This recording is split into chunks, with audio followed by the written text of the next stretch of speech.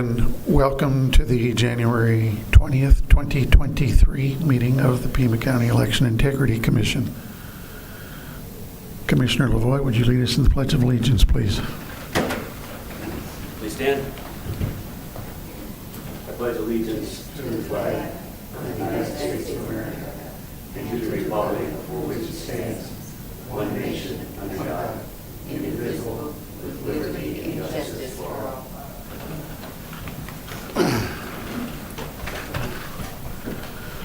Thank you. Roll call. Commissioner Atkins. Present.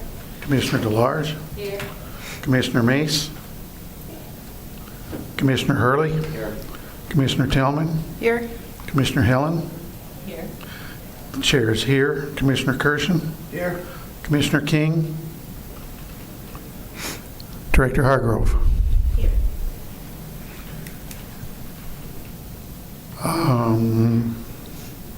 Next item on the agenda is the call to the public. I see a whole bunch of empty chairs, which is certainly a change from the last few meetings.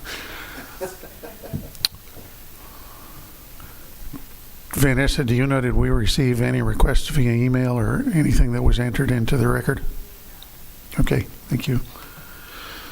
All right, next item on the agenda, approval of the October 21st, 2022 meeting summaries. Anybody have any additions, deletions, or corrections? Nice job as usual. I appreciate having meetings, meeting summaries. We didn't have them for a long time. Yeah. Hearing no additions, deletions, or changes, those summaries will stand approved as presented. Next item on the agenda, election of officers.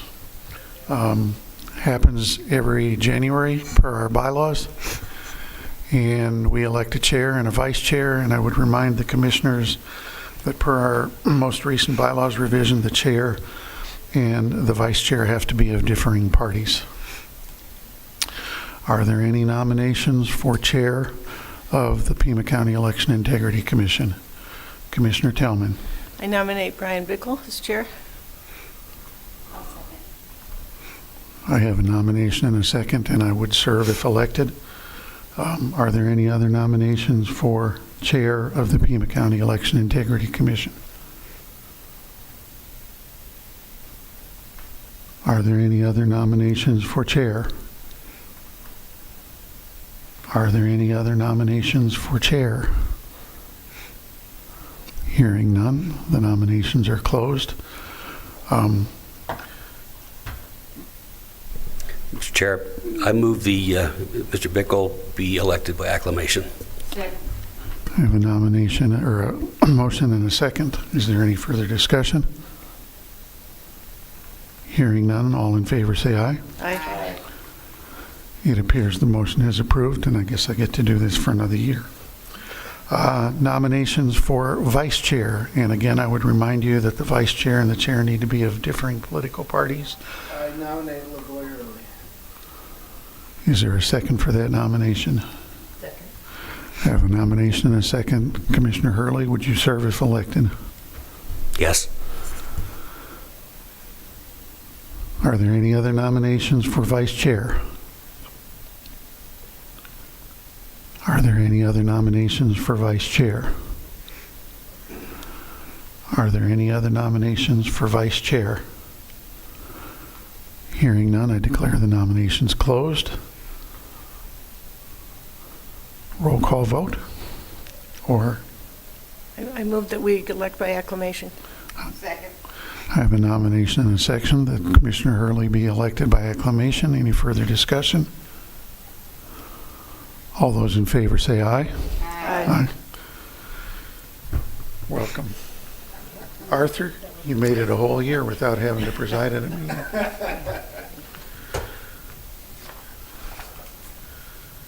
Next item on the agenda after action review, elections. Director Hargrove, would you like to present your after action review to the commission, please? Sure, I can do that. Of course, this was presented to the Board of Supervisors last year, and primarily, I will read my first page because that kind of gives you an overview of what happened.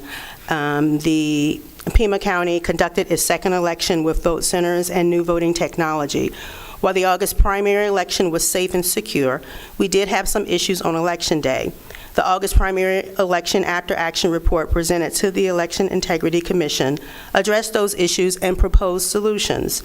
The EIC also made some recommendations. The Elections Department began addressing many of the issues immediately after the election. For that reason, the November general saw fewer issues, and most of the issues from the previous election did not occur in November. One critical element to success on Election Day was better training and a more comprehensive poll worker manual. After the general election, I read the feedback submitted by poll workers, and they overwhelmingly expressed the improvements in the training and procedures. The poll workers also overwhelmingly expressed how well the voting technology worked. We understand that much work is still remaining to improve the training, procedures, and other items addressed in the report. I listened to the feedback and concerns of those who worked the election. The changes made and the successes realized are not the end, but the beginning of our process. So just, want to make sure everybody understands, I do not think that just because the election is over, that it is over. It is not over. It is just the beginning. So ensuring fair, safe, and secure elections is a constant process and not something that you accomplish once and it is done. Elections change, laws change, and technology evolves. It is our job to provide guidance, insight, and transparency to give the voters in Pima County confidence in their elections. And so, a couple of the things that were of concern or questions that were raised throughout the process and presented to the commission and to the board when this was proposed, the vote center model and the electronic poll books, is that there will be fewer provisional ballots. As we all know, that in August that did not, it wasn't realized because the law had not changed to accommodate that. But during the general election, there was significant decrease in the number of provisional ballots. So provisional ballots for the November general election was 2,561 ballots. Previously, in previous elections, they ranged between 18,000 and maybe sometimes 20,000 provisional ballots per election. So that was decreased to 2,561. So that, we removed, the vote centers removed the problem of individuals showing up in the wrong precinct to vote, so that went away. The change in the law with the early ballots reduced it significantly. Individuals could just come in and either surrender their ballot or just come in and vote a regular ballot as long as they had not already cast and marked their early ballot. There was and still is the question of whether or not there are cost savings associated with moving to the vote center model and adding the electronic poll books. As with any implementation, I think most of us realize that there are always some unknown costs associated with it. So you're not necessarily going to realize those savings in the first year. We did realize some savings, but there were not significant savings that I could actually point to. I'm actually working on that now for Supervisor Christie to kind of analyze where we saw those savings and where we can see savings going forward.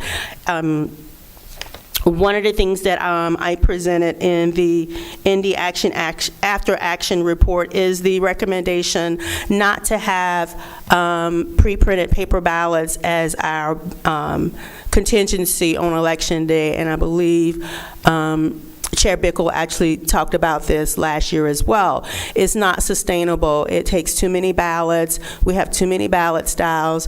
We ordered probably over 1 million ballots, which was a very small percentage of ballots in order to have enough in each vote center as a contingency. So the recommendation is that we use the express vote ballot marking device, which is our accessible voting equipment. And so we deployed 2 to each vote center in the general election. And so the recommendation is to purchase additional express vote ballot marking devices to use as our contingency in the event that the printers fail and we need another way to print ballots. That would be a significant cost savings. That really is a one-time cost as opposed to an every election cost, except for the licensing fee, which is nominal compared to paying hundreds of thousands of dollars for actual ballots. So that is a recommendation that I'm making that's actually going to be put forth in my budget, that we actually get additional express votes as our contingency. That the other discussion and question was whether or not there would be faster election results. I think we all saw this play out in the media during the general election, that faster election results doesn't necessarily mean that what happens on election day changes anything, because early ballots kind of dictate how fast those results are going to come in. And on election day, we had over, was it over 50,000? 50,000, 40,000, somewhere between 40 and 50,000 individuals who chose to drop their early ballots off on election day. And those ballots have to go through a process and go to the recorder. The recorder has to do signature verification, and then they come back to us, to our board, and then to the to be tabulated.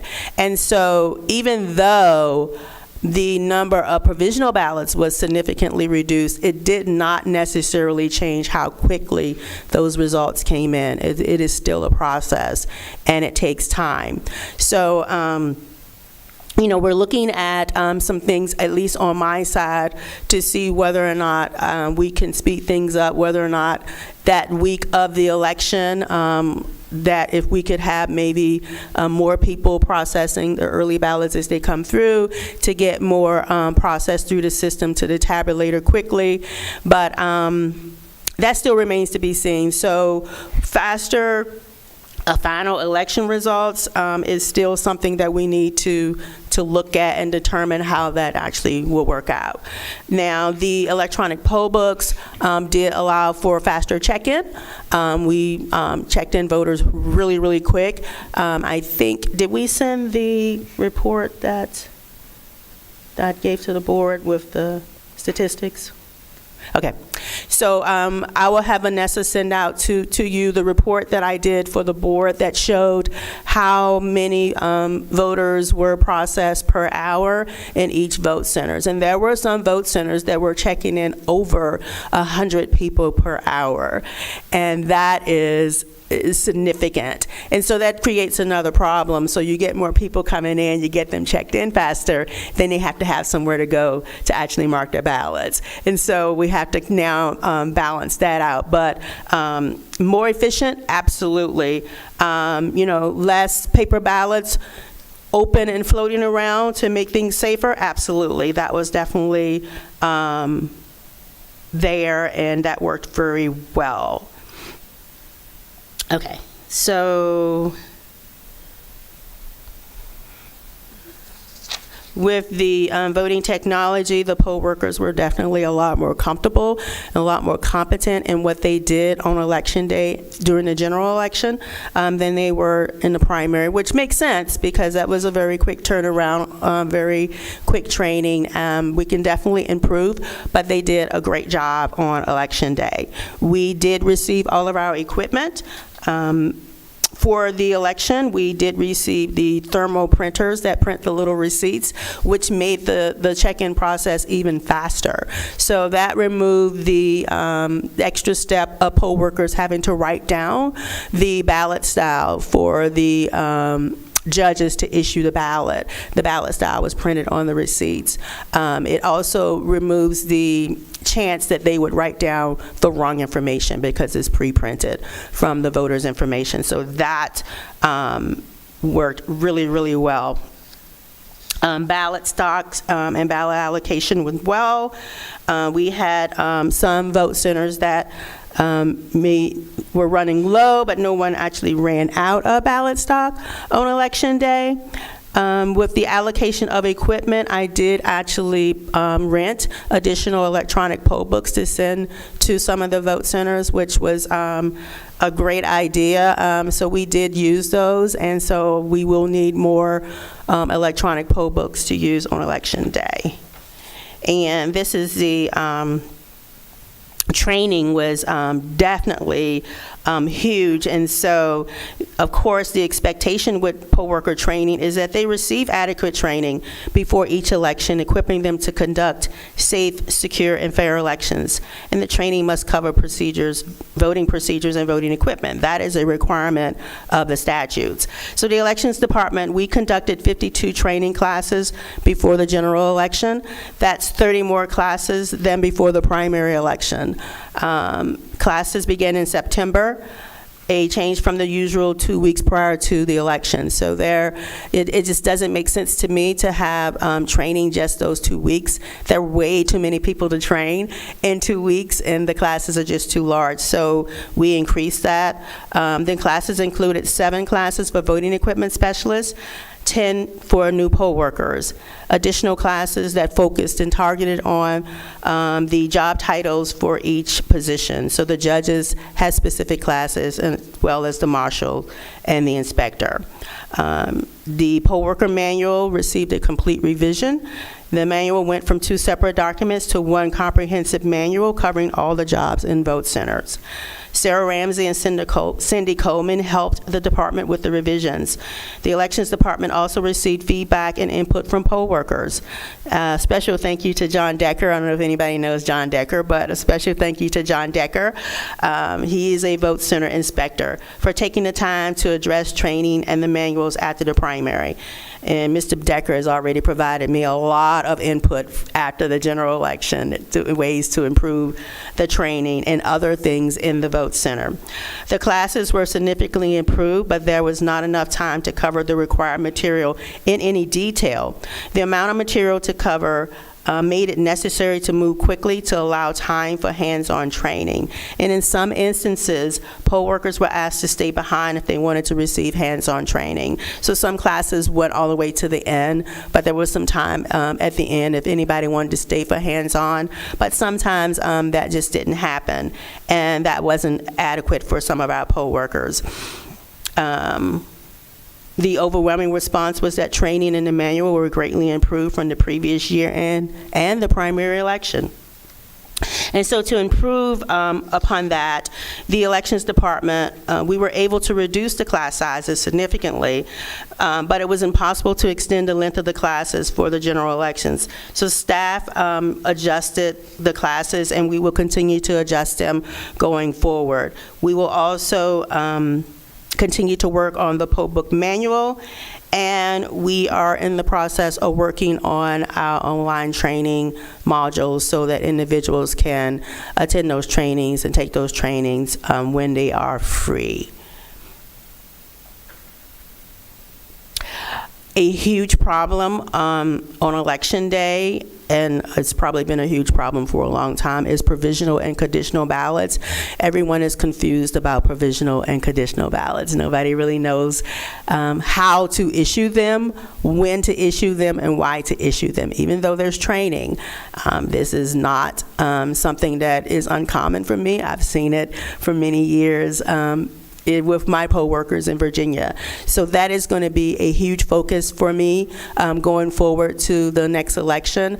There will be material specific just for issuing provisional ballots. So those individuals who work the special situation table will not have to thumb through a bunch of manuals. They will have specific guidelines, flow charts, when, where, how to issue a provisional ballot.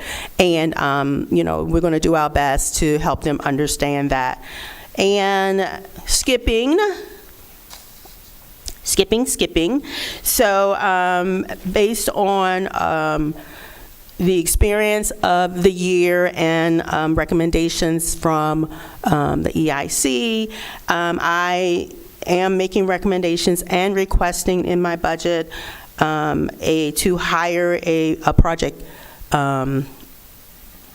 a program manager, not a project manager. So, I envision a project manager is just overseeing a project. Once that project is done, then, it's time for them to move on. The program manager will oversee all of the technology in our office and make sure that we are in compliance, everything's up to date, that we're working with the recorder's office to make sure we understand what they need. And so this program manager will oversee all of that and will be very helpful to Jeremy, so he's not running all over the office trying to oversee everything, as well as myself. I'm also asking for a compliance officer. There are lots of laws, changing laws, moving parts, compliance with voting equipment, federal, state, questions asked by the public, rightfully so, about certification and things of that nature, compliance issues with campaign finance that we have to deal with during the election, and things of that nature. And so a compliance officer will definitely benefit our office and make sure that we stay on top of the laws, that we are following everything, that we're recruiting poll workers the way that we need to. And anything else that may come up, that, they are there to make sure that we are following the law and doing everything that we need.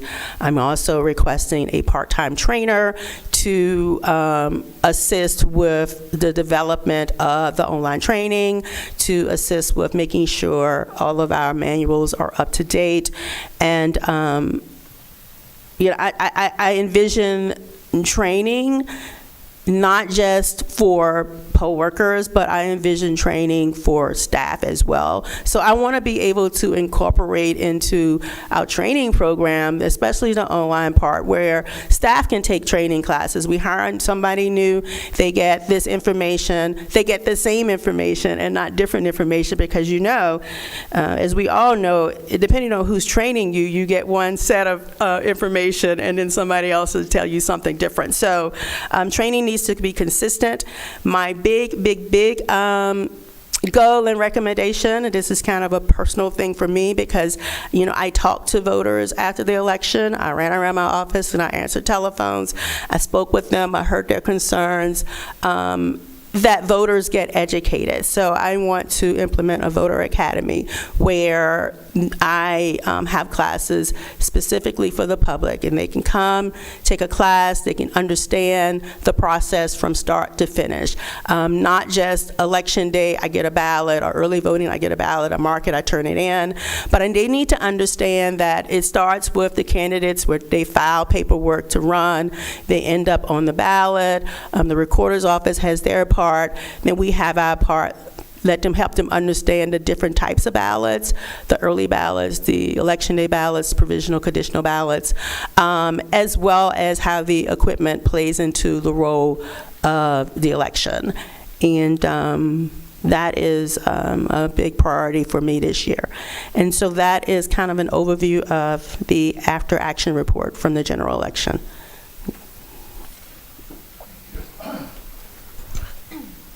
Thank you, Director Hargrove. Anybody have any questions for the director? Commissioner Hurley? There we go. Director, thank you for that report, that summary. A couple of things. One, you mentioned that one of the vote centers, or at least one of them, processed like 100 people in an hour. That's great. But the problem that I see, I believe, is that a couple of miles away from that vote center could very well have been one that processed 10 in an hour. How do we get that? I mean, is that not true possibility?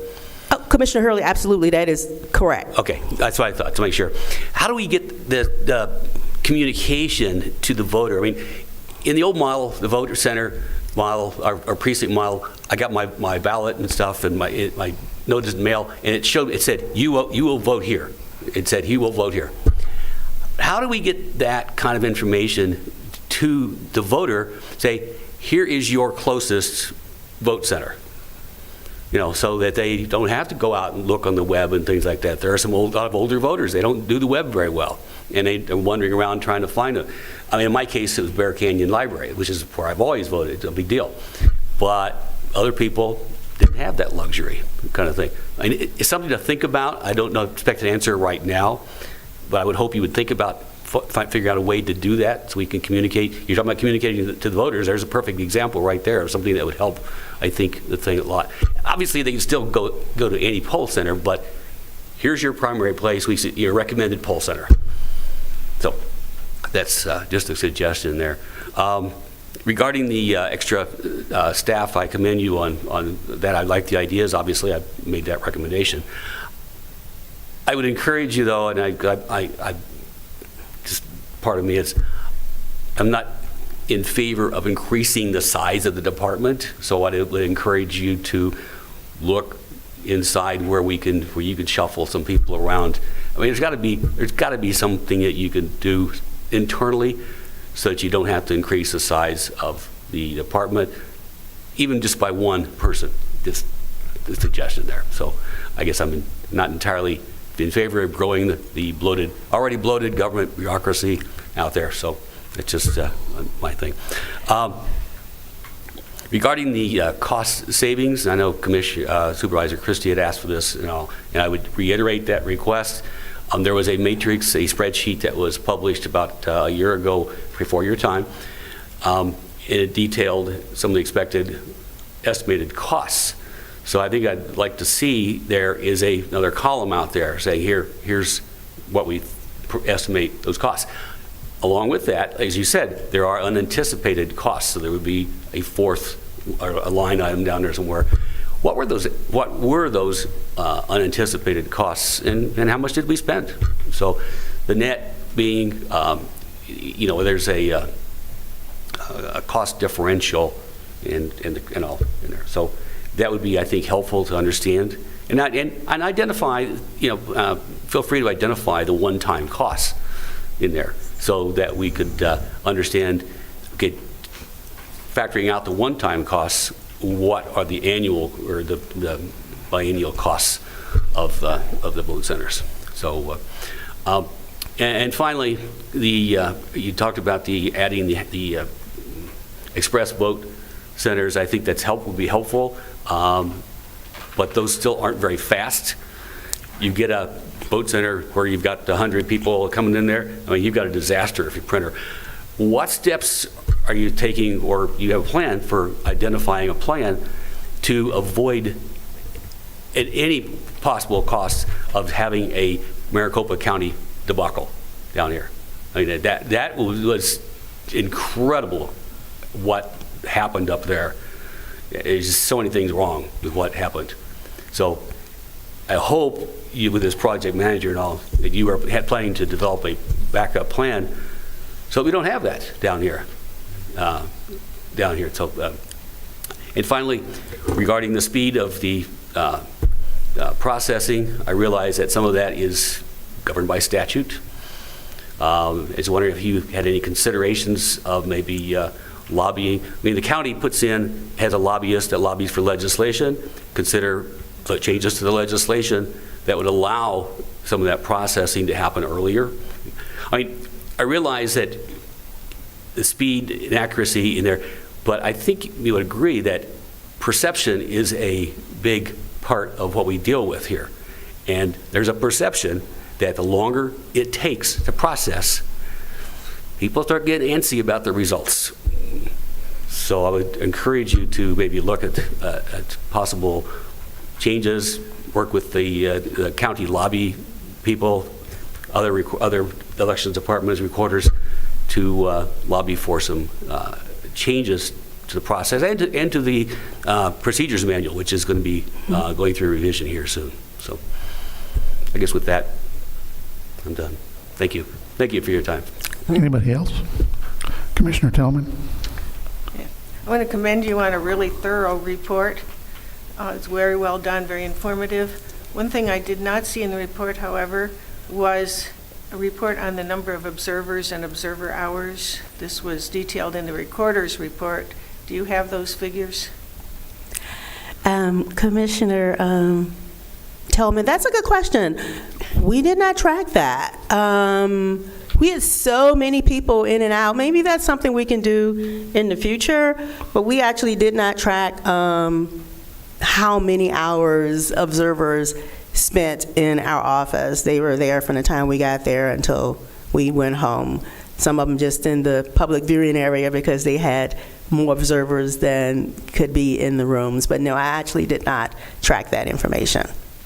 Do you have a number of observers, rather not just the hours, but the number of how many observers there were from each party? I am sure we could pull that information together because they all had to sign in and log in. So we do have that. Commissioner Atkins?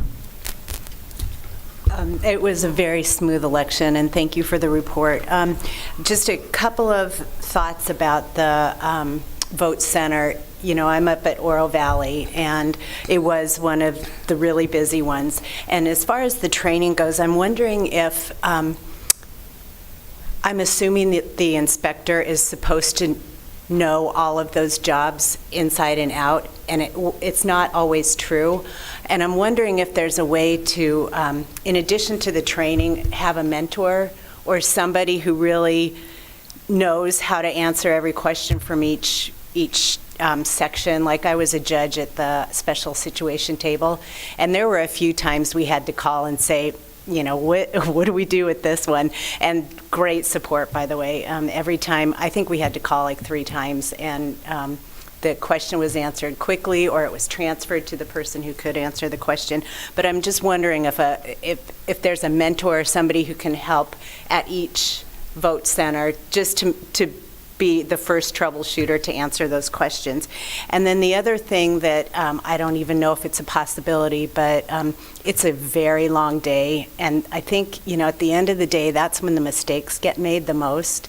And I'm just wondering, you know, the observers have like a half-day shift, and I'm wondering if there is any way to implement a half-day shift for the poll workers as well. And I know it would take twice the number of people, but that's, you know, closing is where you really have to have your head in the game, and after 16 hours, we're just like, you know, almost walking in circles. So those are my only suggestions, but it was a really, really smooth process this time. Thank you. Anybody else? A couple of things from the chair. You mentioned training for first-time poll workers. Do you have any kind of estimation on the percentage of poll workers that are first-timers as opposed to people that are experienced poll workers? It was roughly 500. I mean, I don't know what it's like a third of the poll workers were new. About Yes. 30% and I know you don't, nobody back there has been here long enough to have an idea whether that's something that's a tradition, a trend through the elections. The other thing to address Commissioner Hurley's concern about finances, looking through it, yes, I did have the same concern you did. This was the most expensive general election we've done in probably forever, but most of the difference, dollars and cents wise, if I were looking for the culprit, is the cost of all the paper ballots that we had for a contingency. I mean, we spent about $500,000 more on the 2022 general election, and about $500,000 more on paper ballots for that same election. So not to say that that's where all the cost was, but if we can find a way to work around that, certainly an opportunity for savings there. I did have one specific question on page 6 of 12 of your report. You have a table on the top of the page that says the final column is total early ballots received from the recorder. And then in the table under that, it's the 4th column over. It's total early ballots processed. In 2018, the difference between those two numbers was 31. In 2022, the difference between those two numbers was 2. But in 2020, the difference was several thousand. Is there any kind of rational explanation for that variance?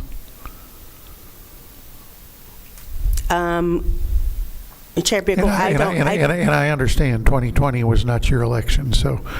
I don't have that information in front of me. There may be something that we could probably pull together. Maybe the recorder's office may have data that would support why ballots were rejected. Obviously, they obviously were rejected if we didn't process them for some reason. Sure. Thank you, Chair Bickle. Hillary Heiser with the Pima County Recorder's Office. Chair, I just want to ask a clarifying question regarding your question to be able to answer you specifically.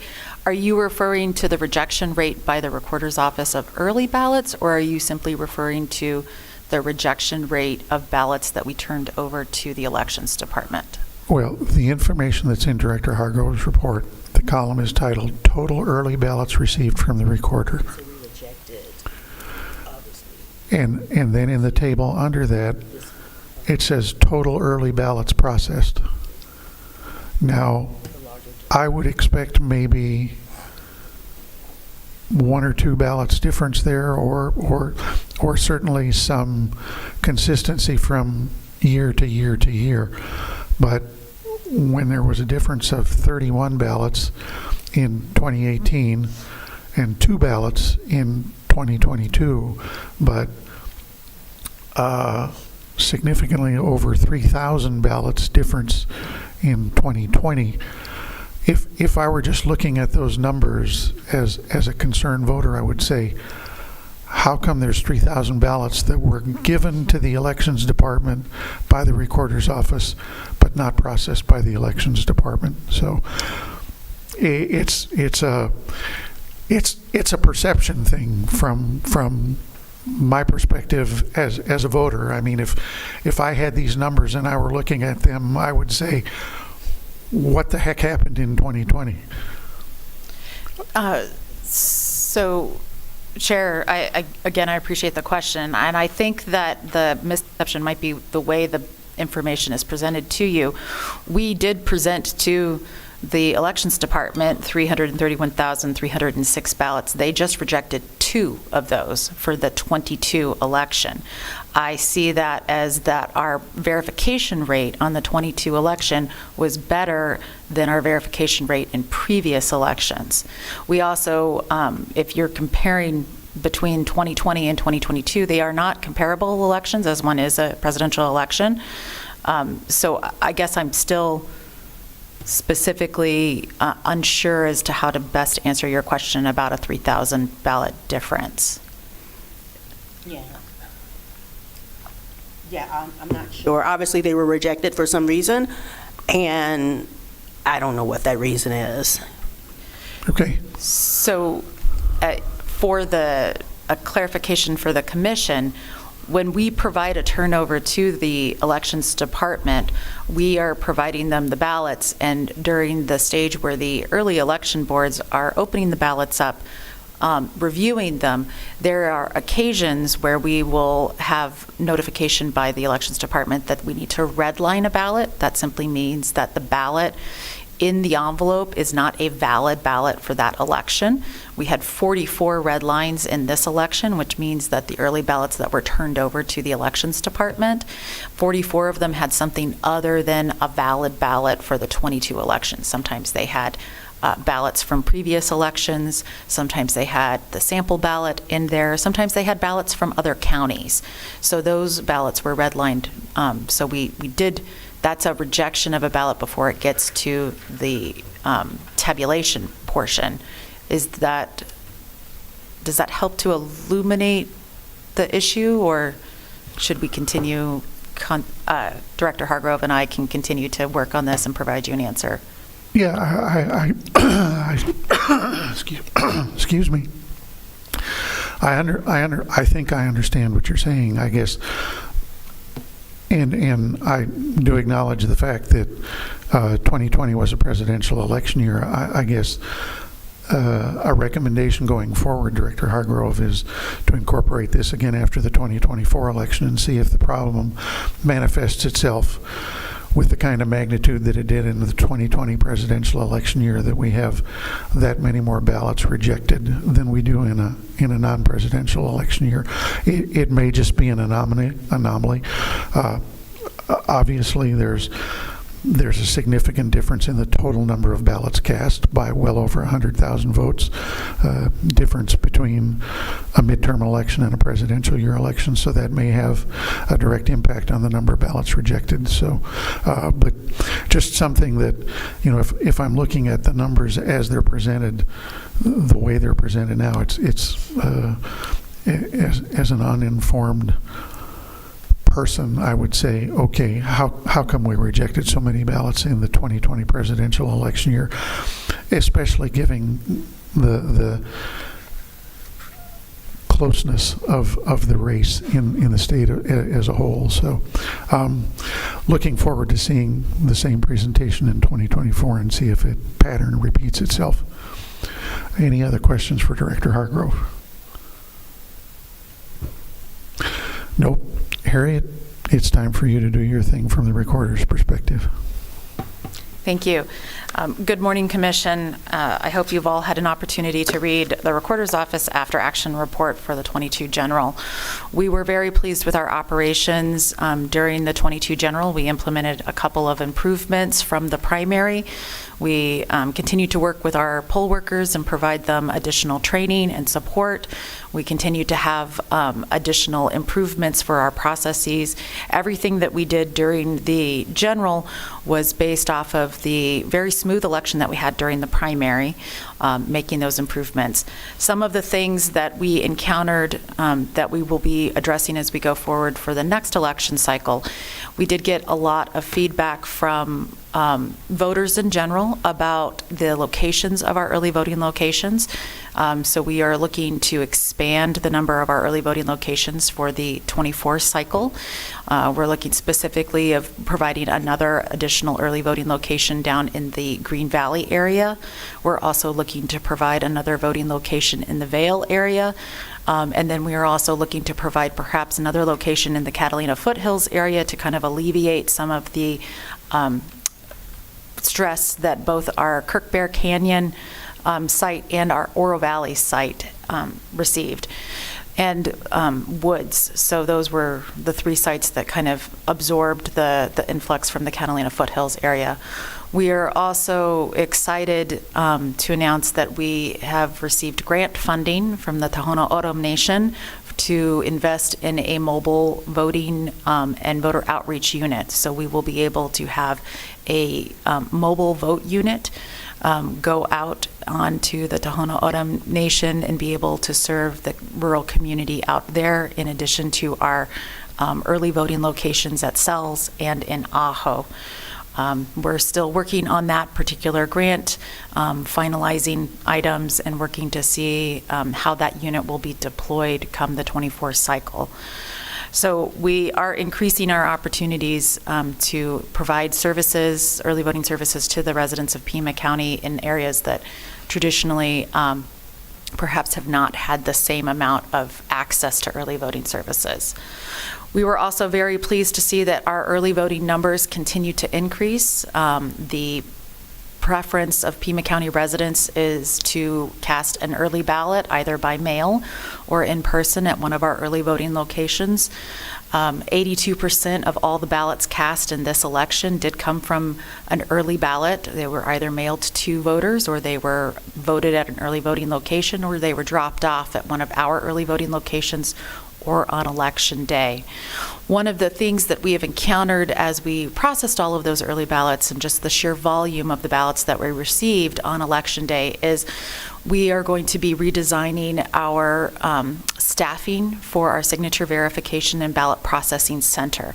We're going to be instituting more signature verifiers, and we'll probably be instituting shifts so we can continue to process those ballots at a higher volume and faster rate than we were on this particular election.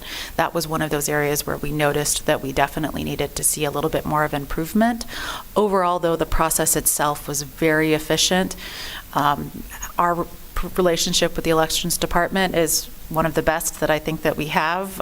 We are constantly working with them and they with us to ensure that as we're processing ballots, we're doing things in a timely manner.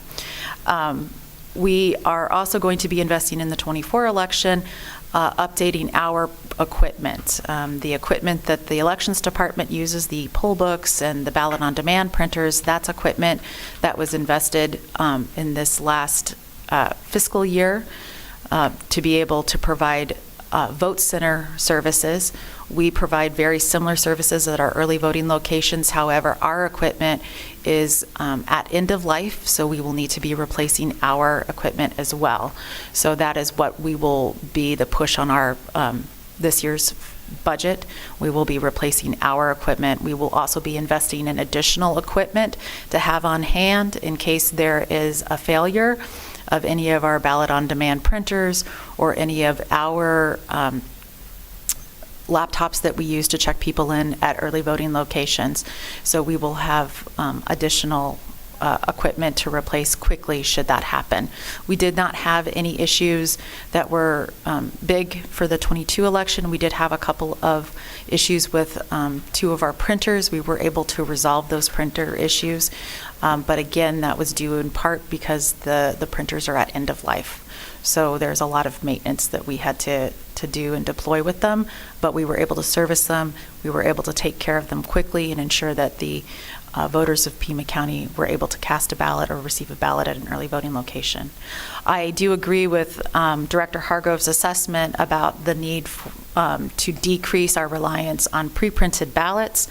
In the primary election, we had an abundance of pre-printed ballots that we needed to maintain the security on in our ballot vault on our side of the ballot processing center. We did not go through and use those. We had them as backups should they be needed for our early voting locations.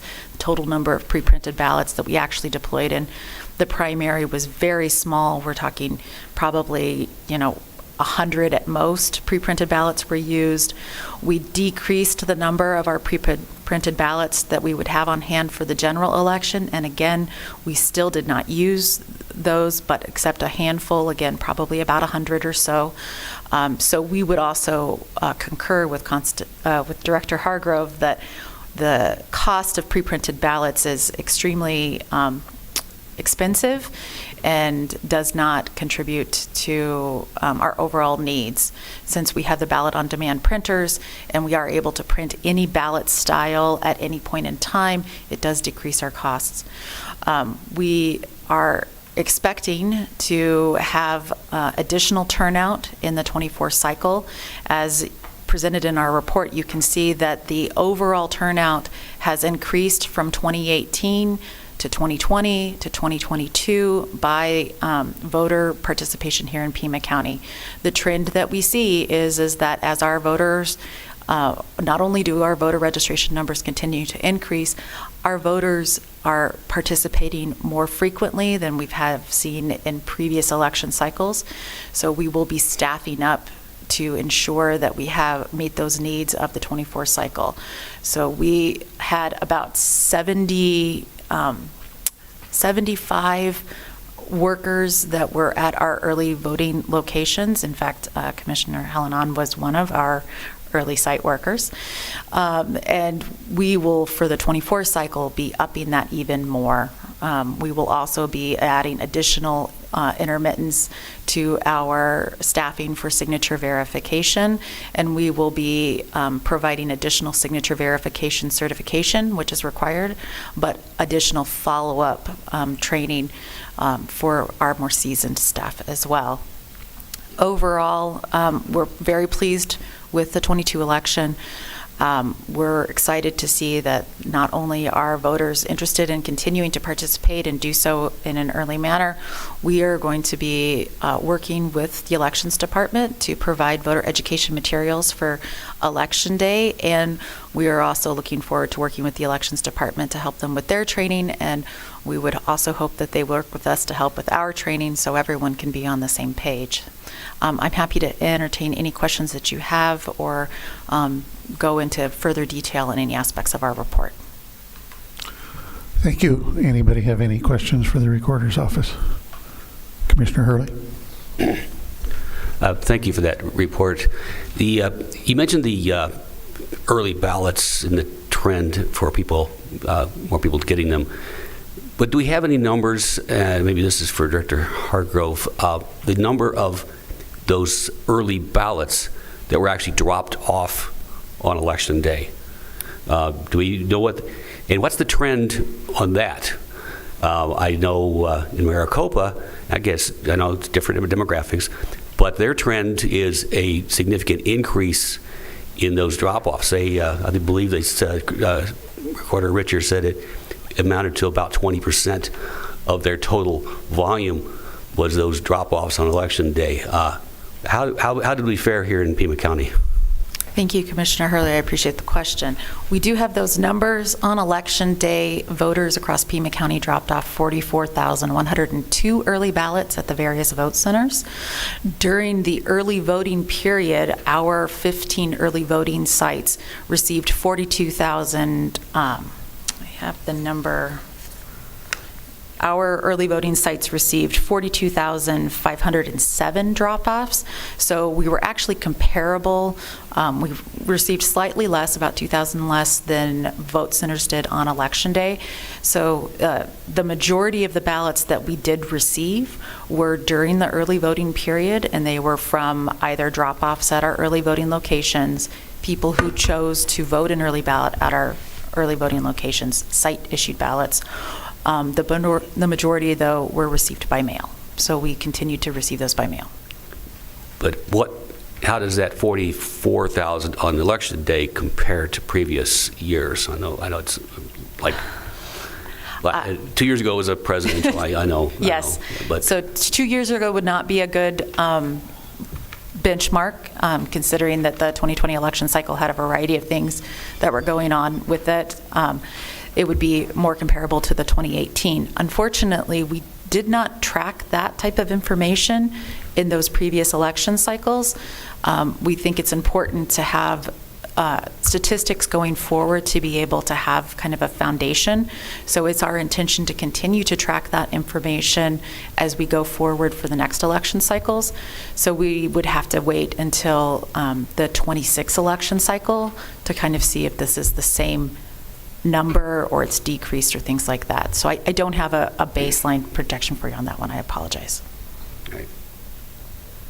Yeah, it's curious. It's curious because we keep hearing that people are participating more in mail-in ballots, but if they're just dropping them off on Election Day, are they really participating in early ballots, stuff like that kind of thing? Yes. See what I'm saying? No, I see what you're saying, but the difference is that these people received a ballot by mail, and they voted a mailed ballot. How it's returned to us still constitutes participation of an early ballot. So there's a variety of reasons for people to drop something off on Election Day, and I can't speak for voters, but maybe they've forgot to put it in the mail and they missed the deadline that we tell them to, please drop it in the mail by this time so we can receive it in time.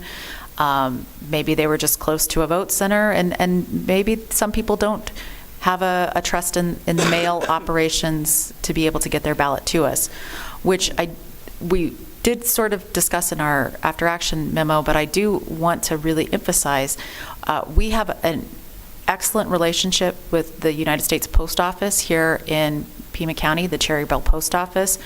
All of our early ballots are separated from general mail. When we first mail our early ballots, they are printed from our vendor up in Phoenix, and they come down by semi, delivered to the Cherry Belle Post Office, and are then sorted for delivery here in Pima County. They do not go they do not get mailed from Phoenix. They get mailed here. And then returns here. So when the post office has a mail ballot, they separate them from a returned mail ballot. They separate them from the general mail. They keep them in a secured location. We actually have a dedicated postal worker who works with us throughout an election, notifying us when we have ballots ready for pickup, and there are additional security features. And we can get a ballot from the U.S. Post Office. It doesn't have to just be in that yellow returned envelope. Oftentimes, people will just drop the affidavit in the mail without postage on it, and the post office still gets it to us. So the reliability and security of the U.S. Postal Service getting ballots to us in a timely manner is exceptional here in Pima County. Chair Pickle, if I may add to that. So this kind of gives you an idea. On page 6 again, if we look at the number of early ballots that were processed the week after the election, there was a significant increase in the number of ballots. So in 2020, we processed 5,000 ballots the week after the election. So those were probably ballots that were dropped off on election day. This election, of course, we processed about 49,000. Contributing factors, probably other poll books and stopping processing early ballots a little bit earlier because they had a lot of ballots dropped off as well. But there is a trend up. The percentage, not quite sure what that real percentage is, but there's definitely a trend. We may be able to pull some data, David may be able to do this, of individuals who requested an early ballot but actually voted in person. And that would actually add to this number and give us a better idea. But that is actually a part of the education that I want to provide to the voters. You do not have to be on the early voting list. You do not have to request a ballot. You can just show up in person and vote if that's what you want to do, as well as marking their ballots so they're not rejected once they get to the elections office. I understand that individuals like to mark their ballots special because they feel like, okay, it now has to be hand counted and the machine can't count it. But when you have someone who is then translating that ballot for that person, there's more of an opportunity for error than for them marking their ballot correctly the first time and we just feeding it through the scanner. I'd also like to echo Director Hargrove's comments that the number of people, we do have the data on that, should previous statutes and the law required that if a voter had been issued an early ballot and had not returned that early ballot and showed up to a vote center or polling location on election day, that they were to be issued a provisional ballot. That was the prior election. So the total number of provisional ballots that you see from previous years are at part because those are people who had an early ballot issued. They didn't vote their early ballot. They went to on election day to vote, and they had to get a provisional ballot. In this election, there were over 18,000 people who had an early ballot that they did not vote. They went to a vote center on election day, and rather than receive a provisional ballot, they got to receive a regular ballot. So they were able to vote immediately at the vote center on a regular ballot. That decreased the total number of our provisional ballots significantly. Had that change in law not occurred, we would have had upwards of 20,000 provisional ballots that we would have had to process for the 22 general election, whereas that change in law occurred and our total number of provisional ballots was 2,500. One last one. Regarding the signature verification, you said you're going to be hiring more people, training them, I guess. I've seen it happen. I've done it. It's as much an art as a science.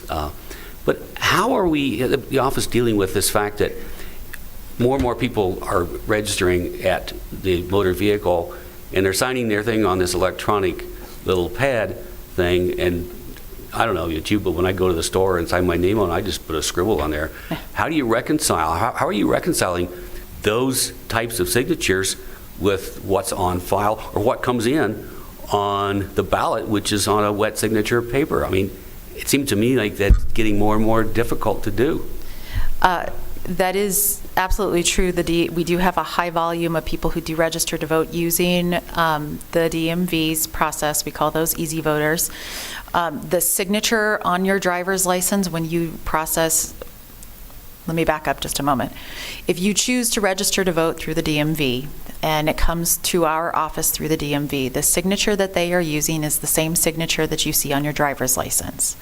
So you're signing on an electronic pad, and the electronic pads have improved over the years. That's been one of the major things that the Recorders Association has worked with the DMV about, and including the Secretary of State's office, is to make sure that motor vehicles invests in better pads. So the signatures that we are getting from the DMV are certainly better than they have been in the years past, but they are still pixelized and digital. It is still very difficult sometimes for us to be able to verify that.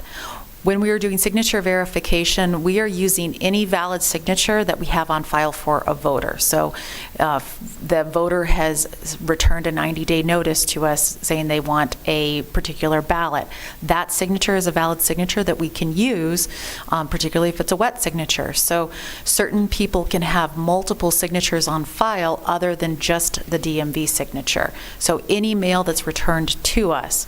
We are also able to, with the use of the e-poll books, we can take everybody who voted in person during the primary and the general this year, and we can clip their signature from the e-poll book and attach that to their voter registration file, so that signature as well can be used for signature verification going forward. We're very excited about that particular feature, so it'll give us another type of signature to do comparison with. Specifically to your question on if I have a voter and I have a signature and it doesn't match, our signature verification process, the first reviewer will say, I have an issue here, it doesn't match. The second reviewer says, I agree, the issue doesn't match. And then those particular ballots are moved over to our special team. We internally call them the problem ballot team. That's not a name that we're going to stick with because they're not a problem ballot. They're just simply a ballot that requires additional follow-up. So our special team will contact each of these voters and ask, say, we've received your early ballot, your signature on file does not match, please contact our office. So one of the things that will happen is they'll get a text message to a phone number that they have on file. They'll get an email notification. They will get a letter sent to them, and we will then call them, and we will do this up until the point that the cure deadline. This election, we worked with the Secretary of State, who offered a text-to-cure program to all 15 counties. We participated in that, which means that any of these individuals who had an issue with their signature that we were trying to contact so they could cure their signature, they were able to use the text-to-cure program through the Secretary of State's office, where they took their driver's license picture, then they sent an affidavit with that indicated that they were the ones who signed, and then we were able to use that information and be able to cure their signature that way. It was a very successful program. We were able to cure about 250 signatures with that technology. I might be mistaken about those specific numbers, so please don't quote me on the numbers, but they are in our report, our specific numbers. And then for the total number of ballots that we did reject, we rejected those after the cure date. So once the cure date happened, if we had no response from a voter, we could not get a hold of them, we could not verify their signatures, those ballots were rejected and on our end, and they never made it over to the elections department. Does that answer your question, Commissioner? Yeah, thank you for that detailed You're explanation. Appreciate that. very welcome. Commissioner Commissioner Hill. Good morning, and I just have a couple of comments. First of all, I have worked early voting for the last couple of elections, and some of the things I think that not everybody realizes that go on there, and the things that voters, the ideas they have, the questions they have, are too many to even for us to take notes and keep track of. But I want to really compliment both of you, and of course I worked with the recorder's office mostly. Things that really made a difference this time, I think was the first time that they could update their address the day of the election. Am I right, or was that available before? In other words, someone comes in, we check them in with the BOD, the ballot on demand. We look at their signature. So understand when you come in to vote and you present your ID, your driver's license or whatever, your signature is right there on your driver's license and on the record, on the computer. So we're the first ones that look at that and notice that. And a change of address. Yes, I just moved. Well, I won't change your ballot today, but you can go ahead and change your address right now if you'd like to. We sit over here and there's a form, and then come back and see us for your ballot. So that's good for the address, and they can also, here's a form to change your signature if it's changed significantly, and we can see that on the computer that day. Would you like to update your signature and for the future? And they can do it right then and there. That really helps. There's so many problems with perceptions that people have, voters have, and so many different. I just found out the first time this election that there's a different deadline for people who are voting only a federal ballot. And there's a deadline the Thursday before the election or something. It's a different deadline than people have when they're voting a full ballot with a federal ballot. So, it's always something new that you'll learn. People come in. I can't tell you the number of people who came in with their ballots opened, that they got in the mail. They use it as a sample ballot. That's what they do. They come in, many of them, I've seen them over and over again. They come in and say, I've got my ballot, I need a new ballot, but I want to use this one while I'm voting because it's my sample ballot. So that's a whole new process. So, okay, you can get a ballot on demand to do that. You can take your sample ballot. Now I have to keep an eye on those people who are doing that to make sure they bring that ballot back to us so that we can, what's the word I'm looking for? You cancel it out. There's Spoil. Yeah, they spoil the ballot. So now you've got a spoiled ballot, which they got in the mail, but they used as a sample ballot, so it has to be spoiled because they wanted a new ballot. We have other people coming in who have their ballot is sealed, they got it in the mail. I don't want this ballot. They're thinking it's a later ballot if they get it at the polling place, and that's a different ballot. Not the ballot, same ballot. So, I would, in my example is, I would say to them, we can do that for you. You understand this, the ballot I give you, that I print for you today, is exactly the same as a ballot. Now, no, I know, but I want a new ballot. Okay, we won't argue with them. We give them a new ballot. So you see how many spoiled ballots go through for all kinds of crazy things I'm looking to see. We had people on the day before the election drop off ballots, but early ballots they got from other counties. Right? You're nodding. Yeah, I mean, somehow we have to get that ballot. You can't process it here. No. It has to get to that other county. And so you've got, so anyway, there's so many things that the voters don't understand, and why what they're doing makes the process of counting votes take so much longer. The ballot you get in the mail is exactly the same ballot as I'm going to print for you when you come in to vote early. But they don't think that's true. It's a later ballot, so it has to be a better ballot. So there are certainly some of the things that Director Hargrove talked about for educating the voters, or just letting them know, making them more comfortable about it. There are so many little things you might want to talk to people who have worked the early ballots. The recorder's office, honestly, this time, when we called in, they were there to answer every question immediately and get things done. It really helped people. I was at the Woods Library this time. I've done Oro Valley before, which is very busy, as you know. Woods was very busy this time, too. We only had one BOD there. Seemed to work out, but may want to do more.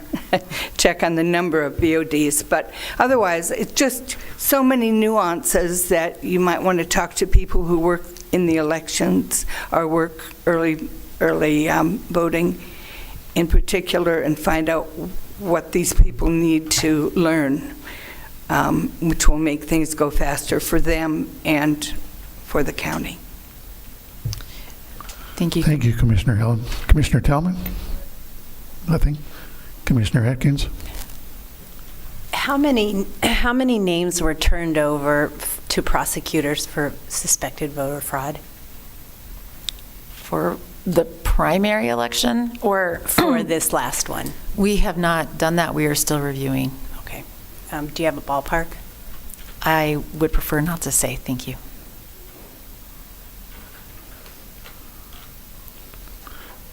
Anybody else? Could you, go ahead, Commissioner Kirshen.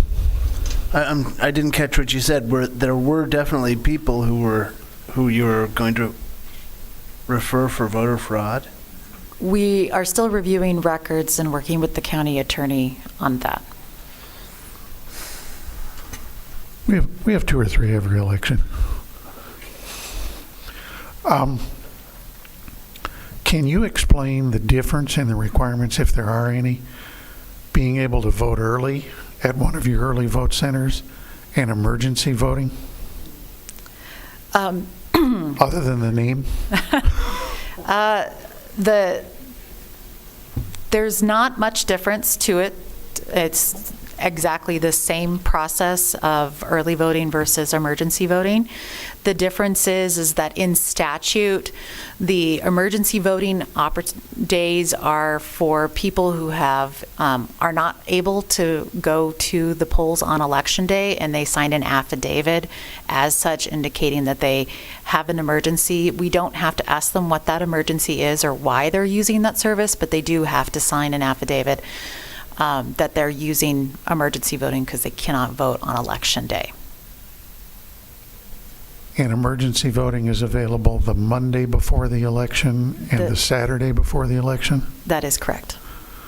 So if somebody came in with the intention of early voting, because my understanding is, in reading the report, the early vote centers essentially become emergency voting centers on the Saturday before the election for that Saturday and that Monday, or are they a significantly reduced number? So we went from 15 during the early voting time frame, the designated early voting time frame, and then we went down to 11 for the emergency voting time frame. So the vote centers, I apologize, the early voting locations that we had open were our most popular ones. So those would also continue to be emergency voting locations. Oro Valley, Good Shepherd, Fellowship, those locations were also emergency voting locations. So if a voter came in on the Monday before election and wanted to vote early, but refused to sign the affidavit that said they had an emergency, would they be permitted to vote or no? No, they would not.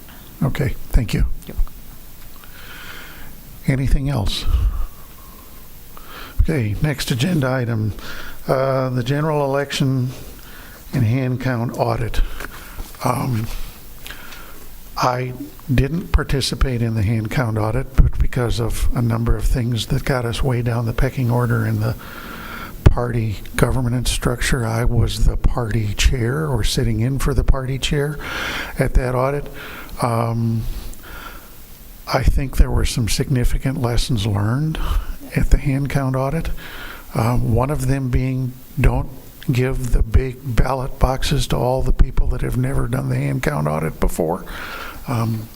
We were there for a long, long time. Other than that, I think the hand count audit went well. But Commissioner or Director Hargrove, do you have anything to add to that? Chair Bickle, I concur with you. I do concur with you. We have been discussing the hand count audit, and one of the things that we really are going to stress is that they conduct the audit the way we tell them to do it, and not come up with a better idea of how to actually count ballots. So that's significant. So we're going to be a little more forceful in how we instruct them and make sure that there are experienced people at every table as opposed to all new people. Might I suggest that since the hand count audit is a party-driven operation, that you work with the party chairs to provide educational opportunities for the people representing the parties that are going to show up to do the hand count audit. And I would like to say to Commissioner Kirschner, this hand count audit session was the most libertarians I've ever seen at a hand count audit. So, yes, sir. Anything else on the general election hand count audit? Arthur, you participated in the hand count audit, didn't you not? Yes, I did. Yeah. And Commissioner Tellman, you did as well, and Commissioner Atkins, and Commissioner DeLarge. Okay, good. We had some commissioners finally getting exposed to the process. Anything I else? believe Mr. Meese participated in one of them. Okay. So almost 50% of the commission participated in the hand count audit. Good. The general election recount hand count audit. I think one of the fascinating things with the recount, from my perspective, and I take it back to some of the proposed legislation that has surfaced in Phoenix again, that we're going to get rid of the tabulation machines and do all of this by hand. For the hand count audit, for the recount, we retabulated every ballot cast, and it took two and a half, almost 3 days to count all the ballots in Pima County with the tabulators. I want to see the plan as to how the people proposing doing hand counts only are going to make this happen, so that we know the results of this election before it's time for the next election. It's a little bit interesting. Any other comments on the recount audit? Any issues as far as the elections department? The recorder's office didn't have anything to do with the recount, so we won't bother you, but anything from the elections department as far as the recount was concerned? No, just some lessons learned that we're going to firm up some of the documentation and how we do our process. But other than that, I think it went very well. Okay. I think there were some issues, or certainly some concerns among some of the party chairs as to way the boxes to be counted during the recount election were selected. Has that issue been resolved, or? It hasn't been resolved. I mean, they were selected the same way that they have been selected for primary and general elections, but obviously that's not the way they want it anymore. So we will work with the party chairs to make sure they authorize individuals to select the boxes to be hand counted, and let us know how they want that process to work for the recount, because it's just not specified. Okay, thank you. Anybody have any other questions or comments?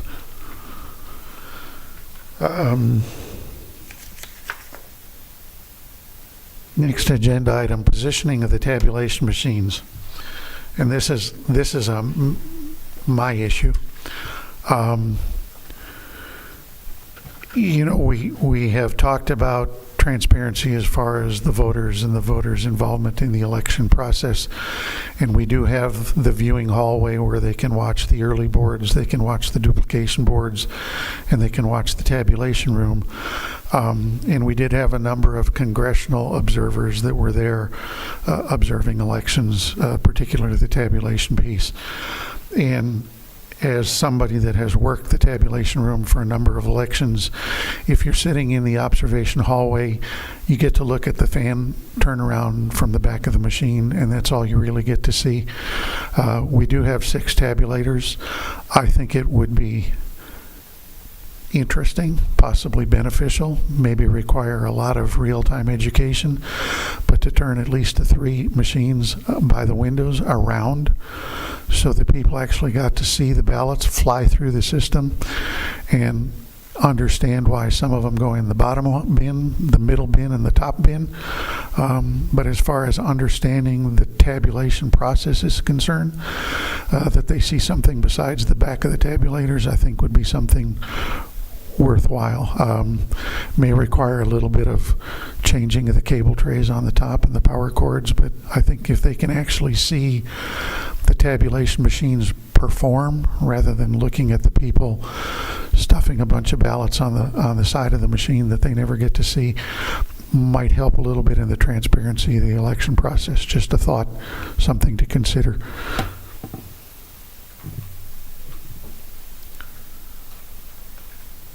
Comments, questions? Commissioner Tellman. I think it's a good idea. So Anybody many else? people observing out in the hallway have no idea what's going on, but that even if they saw the other side of the machine, they still wouldn't have any idea what's going on. And I know we have video screens all over the place. It might be nice to have an explanatory video that just played on a loop out in the hallway so that people knew what they were seeing, Or at least a handout. or something that explained it to them. Either that or David's going to be out there all day, every day, explaining to people what they're watching. He very seldom goes out, so it's not an issue. Comments, questions? Okay, moving on. Next agenda item. Labeling of the doors in the tabulation room. And I know we redid the tabulation observers documentation several times this year, trying to make sure that we got all of the stuff in the right place and we looked at everything we needed to look at. But it's still hard to tell whether we're talking about the main door, the side door, the back door, the front door, the roll-up door. They're all a little bit different. And being a military veteran, I don't believe you can go on to a military base or a governmental institution where every building on that institution doesn't have a number. I don't go to the outpatient clinic at the VA. I go to Building 80, and there's a big sign up on top that tells you it's Building 80, and every door inside that building is numbered.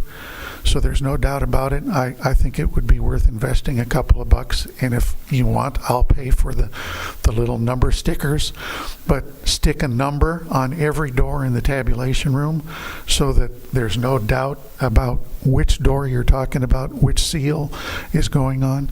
Again, it's just something that if somebody wants to know, okay, show me the logs of the seals that were on the doors. Once we get a number on every door and label every seal that's on the tabulators, we know exactly where that seal is and what the number is, when it came off and when it went back on. Something that I think just clarifies the situation a little bit, especially on the roll-up door where you have 2 seals on there. Let's number 1,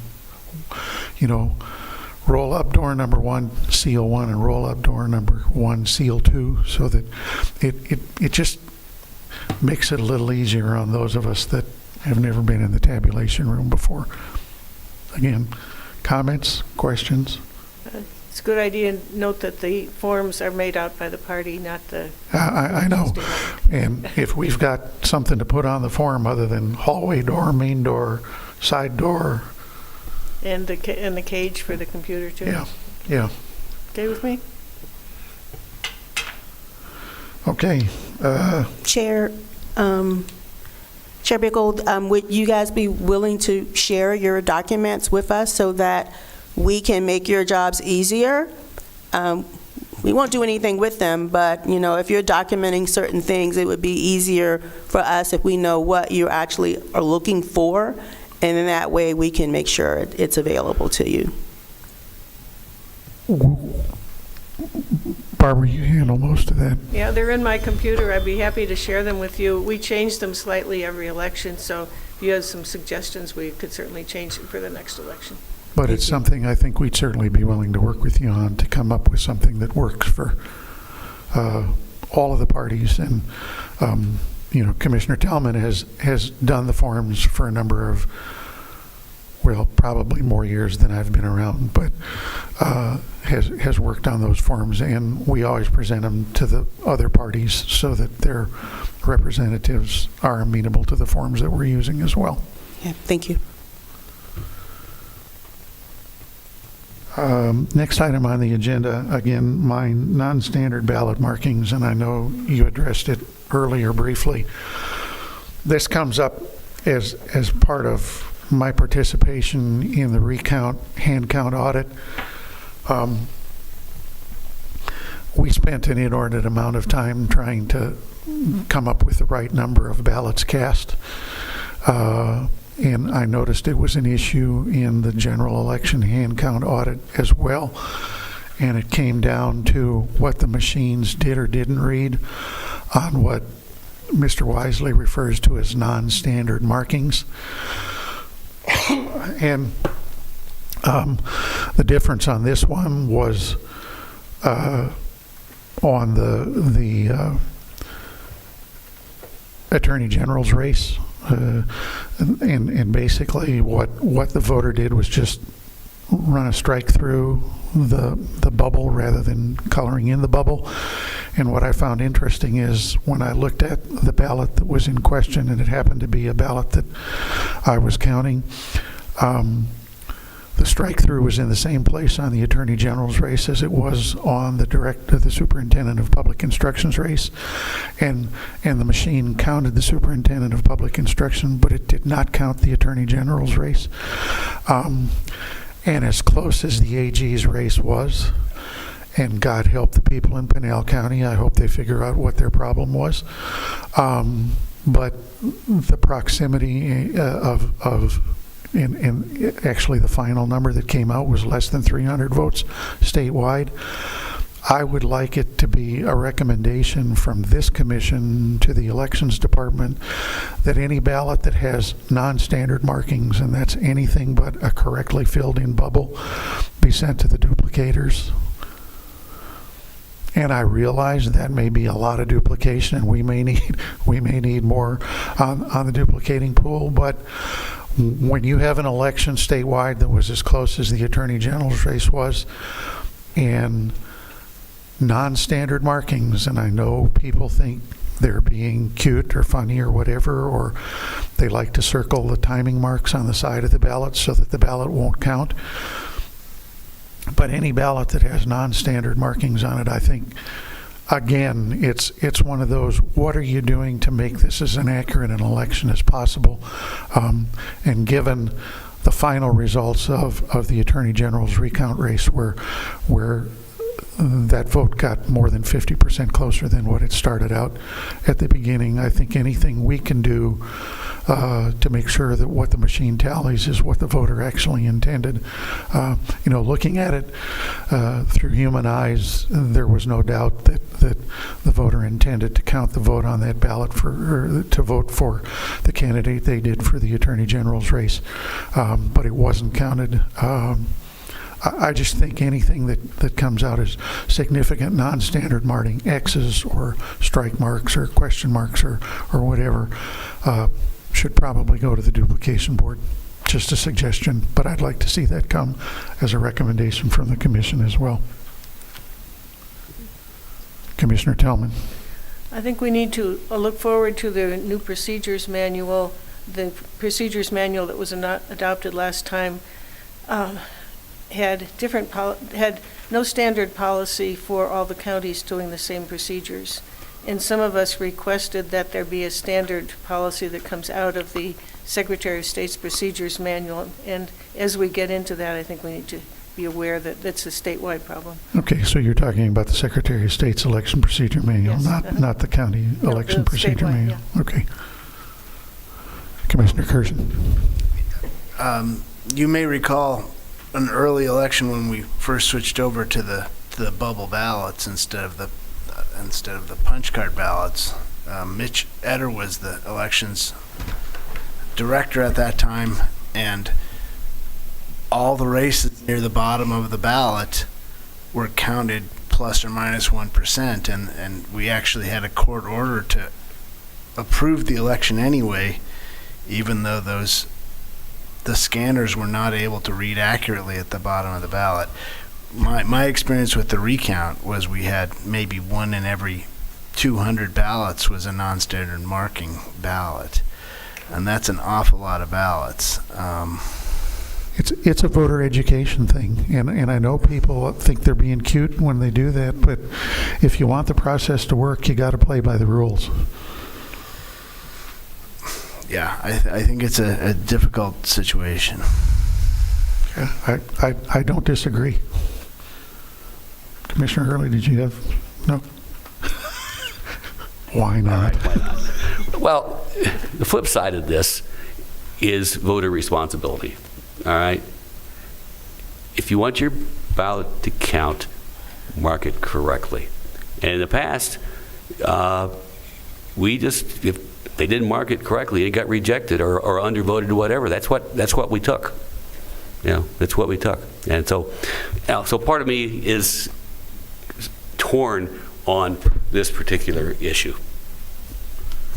Yeah. Oh, I understand what you're saying. I mean, if the voter takes the trouble and the time to vote, their vote should be counted. But then part of the responsibility is that they mark the ballot appropriately.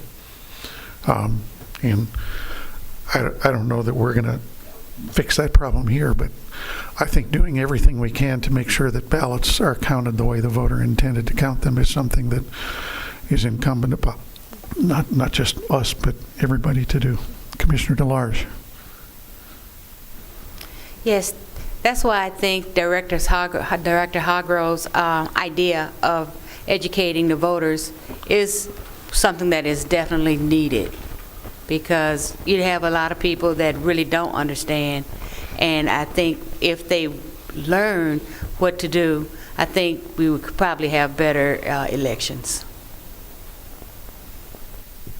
Any other comments?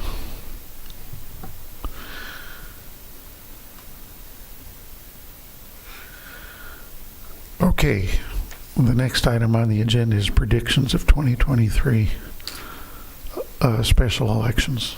Yes. Commissioner Tillman. Do we know of any special elections that will be occurring either in the March or the May dates?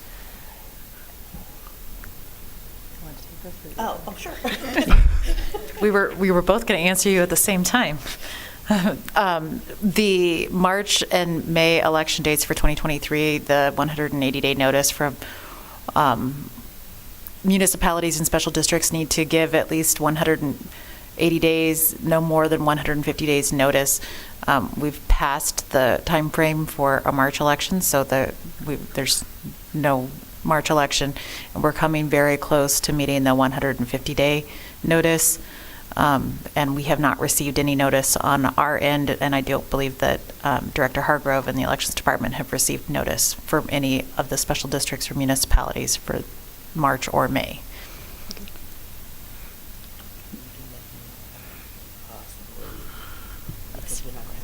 Do you have any idea whether there's going to be any countywide elections on the 2019 or the 2023 November ballot? We do not believe there will be any county consolidated elections for the November 23 ballot or the August 23 ballot. The city of Tucson has their election this year for their primary and their general. Their primary is in August, their general is in November. The recorder's office provides services to the city for signature verification, but we do not have any we do not have any notice of any consolidated elections this year for county. We do have the possibility of a consolidated election in March of '24, though. Okay. So that means the elections department doesn't have anything to do this year.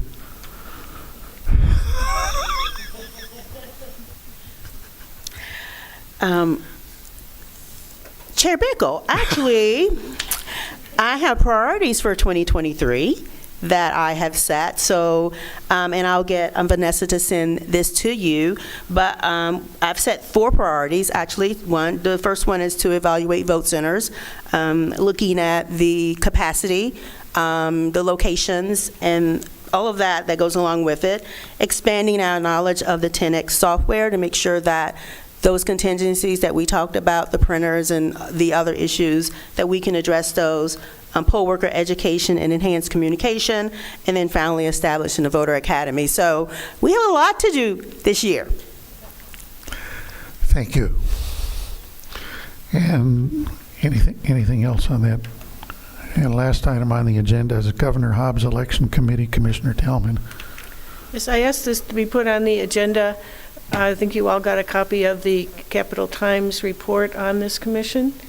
I would like to recommend that this commission ask the Board of Supervisors to request that Governor Hobbs appoint the chairman of this commission to that state commission on election law changes. I make that a motion. I have a motion and a second. Is there any further discussion? I think we are the only countywide election integrity commission. I may be wrong, but I think that's the case. I think that we have a really significant role that we could be playing in advising the governor on these issues. I think that's a good idea as well. All in favor? Aye. Any opposed? The motion passes. Director Hargrove, are you going to see to it that that gets to the Board of Supervisors? I think you have to write a letter on our behalf, which he will then send. I have to write a letter. Yeah, you're the chair. You just got elected chair. We'll get together on that one, Director Hargrove. Yes, sir. Future agenda items. Anybody have anything that they'd like? Yes, I'd like to know about re-precincting. When is that going to happen? And as soon as it happens, starts to happen, I would like it on our agenda. I believe David Wisely is already working on some aspect of it. Anything else anybody has for a future agenda item? Commissioner Hurley. Yeah, let's put the follow-up to the cost analysis for the elections. Okay. And following up bills in the legislature. We can have the county lobbyists keep us informed. Okay. And that depends more on the lobbyist than it does on us. But if we could get a presentation from Mr. Rassi again on what's going on in the legislature, it would be appreciated. Anything else? And if you do have anything else, please get those into Vanessa as early as possible so we can get them distributed to the commission before the next month's meeting, which is scheduled to be February 17th. Does anybody have any problems with that date? Commissioner Hurley, you're not going to be as fortunate as Commissioner Kirshen was. I'm going to be out of town that day. So I will try and Zoom in if that's possible, but we haven't had a Zoom link for the last several meetings. But I feel comfortable leaving it in your capable hands. Anything else? Do I hear a motion to adjourn? I make a motion to adjourn. Second? Objections? Hearing none, this meeting stands adjourned. Thank you all.